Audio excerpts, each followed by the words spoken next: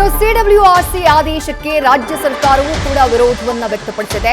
Kaveri water regulatory committee ಆದೇಶವನ್ನ Kaveri water management authority ಅಂದ್ರೆ ಕಾವೇರಿ ನೀರು ನಿರ್ವಹಣಾ ಪ್ರಾಧಿಕಾರ ಏನಿದೆ ಆ ಪ್ರಾಧಿಕಾರಕ್ಕೆ ಮೇಲ್ಮನವಿಯನ್ನ ಸಲ್ಲಿಸುವುದಕ್ಕೆ ಸರ್ಕಾರ ತೀರ್ಮಾನವನ್ನ ಮಾಡಿದೆ. ಈ ಬಗ್ಗೆ ಜಲಸಂಪನ್ಮೂಲ ಸಚಿವ ರಾಮಲಿಂಗಾರೆಡ್ಡಿ ಮಾಹಿತಿಯನ್ನ ಕೊಟ್ಟಿದ್ದಾರೆ. ಮುಖ್ಯಮಂತ್ರಿಗಳ ಜೊತೆ ಚರ್ಚೆ ಮಾಡಿ ಅಂತಿಮ ತೀರ್ಮಾನವನ್ನ ತೆಗೆದುಕೊಳ್ತೀವಿ ಎನ್ನುವಂತಹ ಮಾತನ್ನ ಜಲಸಂಪನ್ಮೂಲ ಸಚಿವರು ಹೇಳಿದ್ದಾರೆ.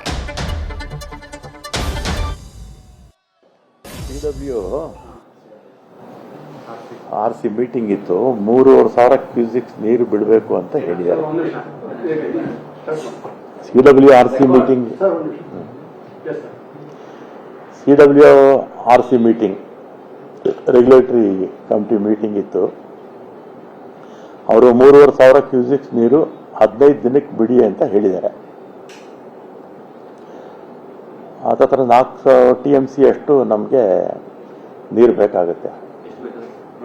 4 TMC ಅಷ್ಟು ಬೇಕಾಗುತ್ತೆ. 15 ದಿನ ಬಿಡಿ ಅಂತ ಹೇಳಿದ್ದಾರೆ. ನಾವು CWMAಗೆ ಅಪೀಲ್ ಹೋಗ್ಬೋದು. ಅದು ತೀರ್ಮಾನ ಮಾಡಬೇಕು, ಅಪೀಲ್ ಹೋಗ್ಬೇಕೋ ಬೇಡ ಅಂತ ಮುಖ್ಯಮಂತ್ರಿಗಳ ಹತ್ರ ಚರ್ಚೆ ಮಾಡಿ ತೀರ್ಮಾನ ತಗೊಳ್ತೀವಿ. 4 TMC ಅಲ್ಲ, ಲೆಕ್ಕ ಹಾಕಿ 3.5 TMC ಅಂದರೆ 3.5 TMC ಇಂಟು 15 ದಿನ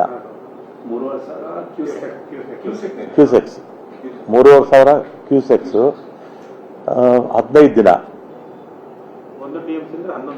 11,500 ಚಿಲ್ಲರೆ 11,500 ಅಂದ್ಕೊಳ್ಳಿ. ಸ್ವಲ್ಪ 4-5 ದಿವಸ ಹೆಚ್ಚು ಕಮ್ಮಿ. 3,500 ಕ್ಯೂಸೆಕ್ಸ್ 15 ದಿನ ಬಿಡಬೇಕು ಅಂತ ಅವರು ಕೊಟ್ಟಿದ್ದಾರೆ.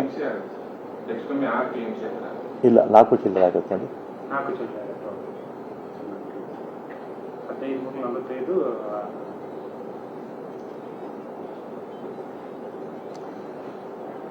ನಾವು ಅಪೀಲ್ ಹೋಗ್ಬೋದು. CWMAಗೆ ಮಾನಿಟರಿಂಗ್ ಅಥಾರಿಟಿಗೆ ಅಪೀಲ್ ಹೋಗ್ಬೋದು. ಮುಖ್ಯಮಂತ್ರಿಗಳ ಜೊತೆ ಚರ್ಚೆ ಮಾಡಿ ತೀರ್ಮಾನ ತಗೊಳ್ತೀವಿ. ನಮಗೆ ನೀರಿನ ಕೊರತೆ ಇದೆ. 15 ದಿವಸಕ್ಕೆ ಮುಂಚೆ ಮಳೆ ಬರದೇ ಇದ್ರೆ ಇನ್ನೂ ತೀವ್ರ ಕೊರತೆ ಆಗಿರೋದು. ಬಂದಿದ್ರಿಂದ ಸ್ವಲ್ಪ ಆದರೂ ಉಸಿರಾಡಬಹುದು.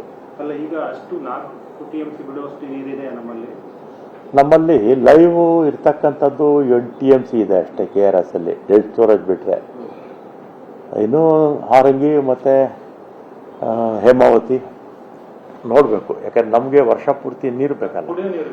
ಕುಡಿಯೋ ನೀರು ಬೇಕೇ ಬೇಕು ನಮಗೆ. ಬೆಂಗಳೂರಿಗೆ ತಿಂಗಳಿಗೆ 2 TMC 3.25 TMC ಬೇಕು ಎಲ್ಲ ಸೇರಿಸಿ. ಬೆಂಗಳೂರು ಮತ್ತೆ ಮಂಡ್ಯ ಎಲ್ಲ ಬರುತ್ತಲ್ಲ, ಮಂಡ್ಯ, ಮಳವಳ್ಳಿ, ಈ ಕಡೆ ರಾಮನಗರ, ಚನ್ನಪಟ್ಟಣ ಎಲ್ಲ ಆಲ್ಮೋಸ್ಟ್ ಎಲ್ಲ ಬರುತ್ತಲ್ಲ, ಬಹುತೇಕ ಅಲ್ಲಿಂದ 3.25 TMC ಬೇಕಾಗುತ್ತೆ. ಮಳೆ ಬಂದ್ರೆ ಓಕೆ, ಮಳೆ ಬರದೇ ಇದ್ರೆ ಹೋದ ವರ್ಷ 366 TMC ಅರ್ಧೋಯ್ತು. ಅದೆಲ್ಲ ಕ್ಯಾಲ್ಕುಲೇಟ್ ಮಾಡ್ತೀವಿ ನಮ್ಗೆ ಎಷ್ಟು ಬೇಕಾಗುತ್ತೆ ವರ್ಷಕ್ಕೆ ಕುಡಿಯೋ ನೀರಿಗೆ ಅಂತ ನೋಡ್ಕೊಂಡು ಆಮೇಲೆ ತೀರ್ಮಾನ ತಗೊಳ್ತೀವಿ. CWMAಗೆ ಶಿಫಾರಸ್ಸಿಗೆ ಹೋಗ್ತೀವಿ, ಮೇಲ್ಮನವಿಯನ್ನ ಸಲ್ಲಿಸ್ತೀವಿ ಅಂತ ಹೇಳಿದ್ದಾರೆ ಜಲಸಂಪನ್ಮೂಲ ಸಚಿವ ರಾಮಲಿಂಗಾರೆಡ್ಡಿ ಅವರು. ಕರ್ನಾಟಕದ ವಾದ ಏನು?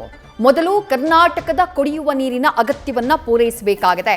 ಕಾವೇರಿ ನದಿ ನೀರನ್ನ ನಂಬಿಕೊಂಡು ಬೆಂಗಳೂರು, ಮಂಡ್ಯ, ಮಳವಳ್ಳಿ, ರಾಮನಗರ, ಚನ್ನಪಟ್ಟಣ ಎಲ್ಲ ಜಿಲ್ಲೆಗಳಿದ್ದಾವೆ. ಅಲ್ಲೆಲ್ಲವೂ ಕೂಡ ಕಾವೇರಿ ನೀರು ಪೂರೈಕೆ ಆಗಬೇಕು. ಜಲಾಶಯಗಳಲ್ಲಿ ನೀರಿನ ಕೊರತೆ ಇದೆ. ತಮಿಳುನಾಡಿಗೆ ಬಿಡೋದು ಹೇಗೆ? ಕಾವೇರಿ ಜಲಾನಯನ ಪ್ರದೇಶದಲ್ಲಿ ಈ ಬಾರಿ ನಿರೀಕ್ಷಿತ ಮಳೆಯಾಗಿಲ್ಲ. ಹಾಗಾಗಿ ನಮ್ಮಲ್ಲೇ ನೀರಿಲ್ಲದೆ ಇರುವಂತಹ ಟೈಮ್ನಲ್ಲಿ ತಮಿಳುನಾಡಿಗೆ ಬಿಡೋದು ಹೇಗೆ? ಕಾವೇರಿ ನೀರಾವರಿ ಪ್ರದೇಶಗಳ ರೈತರಿಗೆ ಬೆಳೆಗಳಿಗೆ ನೀರಿನ ಅಗತ್ಯ ಇದೆ.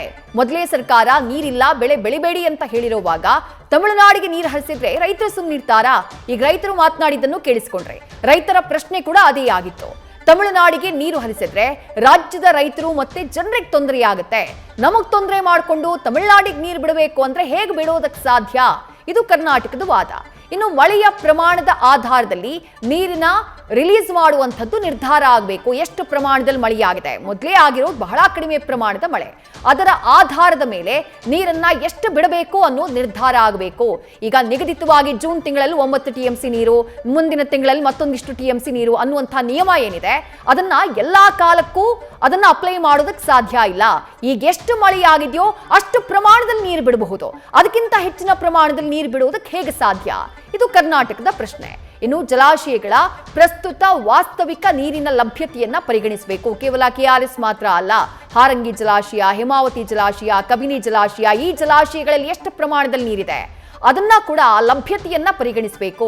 ರಾಜ್ಯದಲ್ಲಿ ಮಳೆ ಕೊರತೆ ಇರುವಾಗ ಈ ನಿಯಮವನ್ನ, ಅಂದ್ರೆ ಇಂತಿಷ್ಟು ನೀರನ್ನ ಬಿಡಬೇಕು ಇಂಥ ತಿಂಗಳಲ್ಲಿ ಅನ್ನುವಂಥ ನಿಯಮವನ್ನ ಈ ಮೊದಲು ಏನ್ ಮಾಡಲಾಗಿದೆ, ಈಗ ಮಳೆ ಕೊರತೆ ಇರುವಂತಹ ಕಾರಣಕ್ಕಾಗಿ ಆ ನಿಯಮವನ್ನ ಸಡಿಲಿಸಬೇಕು. ನೀರಿನ ಲಭ್ಯತೆಯನ್ನ ಪರಿಶೀಲಿಸಿ ಪರಾಮರ್ಶಿಸಿ ಆ ನಂತರ ತೀರ್ಮಾನವನ್ನ ತೆಗೆದುಕೊಳ್ಬೇಕು ಅನ್ನುವುದು ಕರ್ನಾಟಕ ಮಾಡ್ತಾ ಇರುವಂತಹ ವಾದ. ಮುಖ್ಯಮಂತ್ರಿಗಳ ಜೊತೆ ಈ ಬಗ್ಗೆ ಚರ್ಚೆ ಮಾಡಿ ಕಾವೇರಿ ನೀರು ನಿರ್ವಹಣಾ ಪ್ರಾಧಿಕಾರಕ್ಕೆ ಮೇಲ್ಮನವಿಯನ್ನ ಸಲ್ಲಿಸುವುದಕ್ಕೆ ಸದ್ಯ ಕರ್ನಾಟಕ ತೀರ್ಮಾನವನ್ನ ಮಾಡಿದೆ. ಈಗ ಸಭೆಯಾಗಿರುವುದು, ಈಗ ನಮಗೆ ಸೂಚನೆಯನ್ನ ಕೊಟ್ಟಿರುವುದು Karnataka Kaveri water regulatory committee. ಅಂದ್ರೆ ಇವ್ರು ಏನ್ ಮಾಡ್ತಾರೆ ಅಂತಂದ್ರೆ ಇವರದ್ದು ತಾಂತ್ರಿಕ ಮಟ್ಟದ ಸಮಿತಿ. ನದಿಯಲ್ಲಿ ಲಭ್ಯವಿರುವಂತಹ ನೀರು, ಜಲಾಶಯಗಳ ಮಟ್ಟ, ಮಳೆ ಪ್ರಮಾಣ, ನೀರಿನ ಹರಿವು ಇದನ್ನ ಪರಿಶೀಲನೆ ಮಾಡಿ ಇವರು ತೀರ್ಮಾನವನ್ನ ತೆಗೆದುಕೊಳ್ತಾರೆ. ಪ್ರತಿ ತಿಂಗಳು ಅಥವಾ ಅಗತ್ಯವಿದ್ದಾಗ ಇದರ ಸಭೆ ನಡೆಯುತ್ತೆ. ಆದ್ರೆ ಇದು ಹೈಯೆಸ್ಟ್ ಅಥಾರಿಟಿ ಅಲ್ಲ. ಕಾವೇರಿ ನೀರು ಹರಿವಿನ ವಿಚಾರದಲ್ಲಿ ಅಥವಾ ಕಾವೇರಿ ನೀರಿನ ವಿಚಾರದಲ್ಲಿ ತೀರ್ಮಾನವನ್ನ ತೆಗೆದುಕೊಳ್ಳೋಕೆ ಅತ್ಯುನ್ನತ ಮಟ್ಟದ ಕಮಿಟಿ ಅಂತಂದ್ರೆ ಅದು CWMA, Kaveri water management authority. ಸದ್ಯ ಕರ್ನಾಟಕ ಕಾವೇರಿ ವಾಟರ್ ಮ್ಯಾನೇಜ್ಮೆಂಟ್ ಅಥಾರಿಟಿಯ ಮುಂದೆ ಹೋಗೋದಕ್ಕೆ ತೀರ್ಮಾನವನ್ನ ಮಾಡಿದೆ. ಇನ್ನು ಜಲಾಶಯದಲ್ಲಿ ಎಷ್ಟು ಪ್ರಮಾಣದಲ್ಲಿ ನೀರಿದೆ? KRS ಜಲಾಶಯದಲ್ಲಿ 17.039 TMC ನೀರು ಮಾತ್ರ ಲಭ್ಯ ಇರೋದು. ಅದರಲ್ಲಿ 5 TMC ನೀರು ಡೆಡ್ ಸ್ಟೋರೇಜ್ ಆಗೋಗ್ಬಿಡುತ್ತೆ.